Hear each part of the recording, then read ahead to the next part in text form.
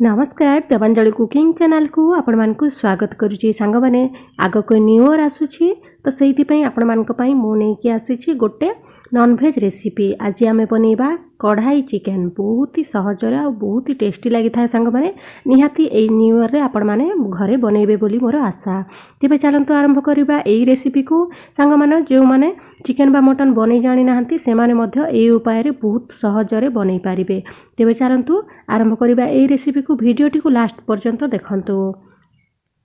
चलतु प्रथमे आमे मसला तैयारी करिबा। एबे आमे कढ़ाई रे नै जिबा 2 बड़ चामच धनिया गोटा धनिया नै जी। एबे आमे गोटे चामच सोप नै जिबा पान मधुरी।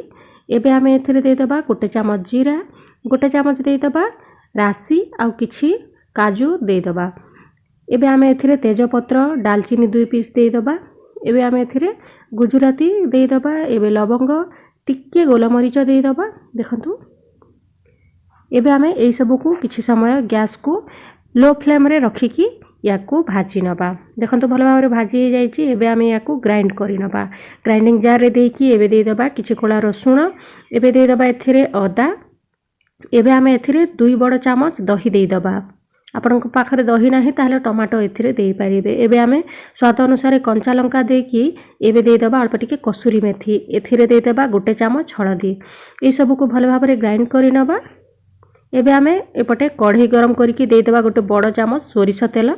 तेल को भलो भाबरे गरम कर सारला परे एबे आमे एथिरे आधा चामच खंडे चीनी दे दबा। सुंदर कलर आसी थाए चीनी देले।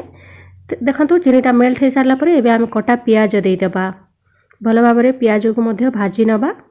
देखंतु फ्लेम को हाई रखिबा ताहेले जाई ही शीघ्र हमरो प्याजटा भाजी हे परिबो।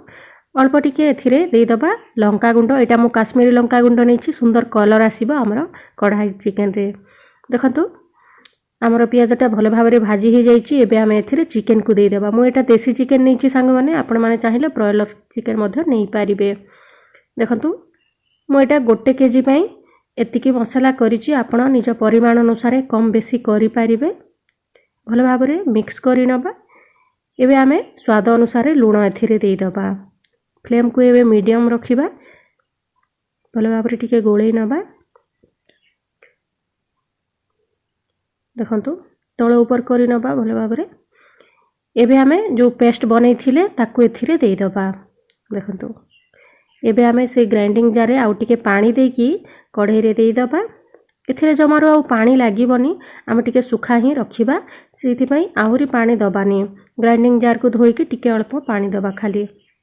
एबे सब को मिक्स करि नबा। मसलाटा जेमती चिकेन रे भलो भाबरे कोट हे पारिबो।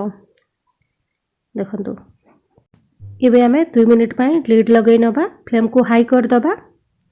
देखंतु 2 मिनिट खंडे हे जाईची। केते सारा पानी भी बाहरी आसीची। एबे आमे फ्लेम को मीडियम रखी कि याकू सिझेबा पई दबा। मझी मझी रे एमती काढी कि देखुथिबा। देखंतु 50% खंडे सिझी आसिले एथिरे दे दबा आलू। आलू को आपण स्किप करि पारिबे।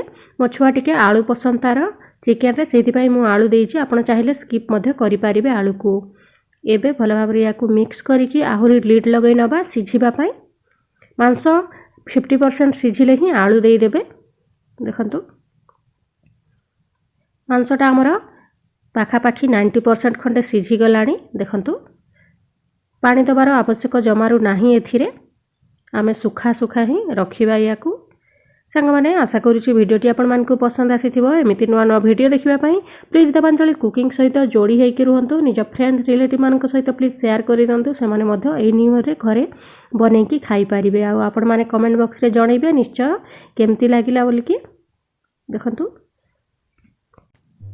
एबे आमे लास्ट को दे दबा बहुत सारा धनिया पत्र। बहुत बढ़िया फ्लेवर आसी थाए हमर चिकेन रे।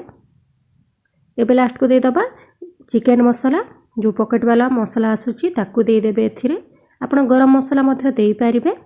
देखंतु ए सब को मिक्स करि नबा आ किछि समय। देखंतु एबे हमरो कढ़ाई चिकेनटा पूरा भलो भाबरे रेडी हेई गला। आशा करूची वीडियो आपण मानकु पसंद आसीथिबा। और चैनल सहित जोड़ी हेकि रुहंतु ए भलिया नुआ नुआ रेसिपी देखिबा पई। देखा हबो नेक्स्ट वीडियो रे आ गोटे नुआ रेसिपी सहित। Thank you for watching.